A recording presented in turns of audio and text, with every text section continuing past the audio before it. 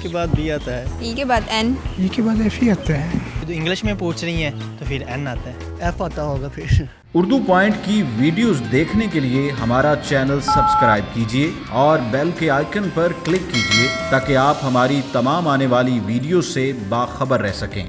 अस्सलाम वालेकुम नाज़रीन, उर्दू पॉइंट के साथ मैं हूँ आपकी मेज़बान सजल बशीर। आज का मेरा सवाल ये है कि इंग्लिश में ई के बाद क्या आता है। अगर आपको पता है तो आप बताइए मुझे कमेंट्स में, मैं जानती हूँ यहाँ पे मौजूद लोगों से।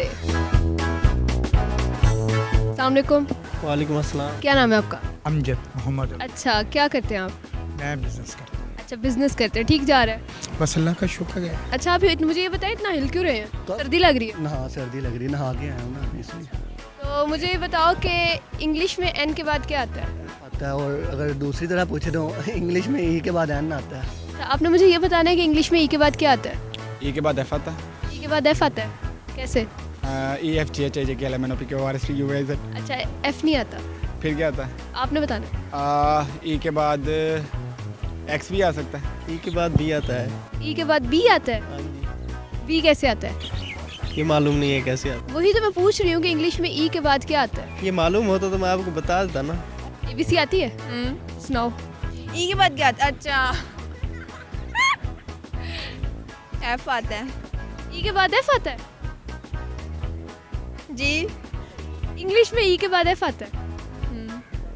पक्की बात है? अच्छा, एबीसी आती है?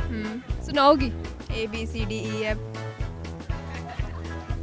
पूरी सुनानी है? हाँ, सुनो। A B C D E F G H I J K L M N O P Q R S T U V W X Y. F आता है।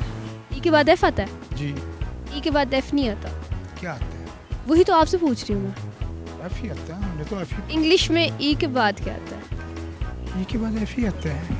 ई के बाद एफ नहीं आता। अच्छा, बंदा अगर सोचे तो इंग्लिश अब जैसे वर्डिंग में बंदा पूछता है या जो अल्फ़ाबेट होते हैं उनमें पूछता है। अच्छा, इंग्लिश में ई के बाद एन नहीं आता। क्यों? क्यों क्या? आप बताएं ना क्यों नहीं आता।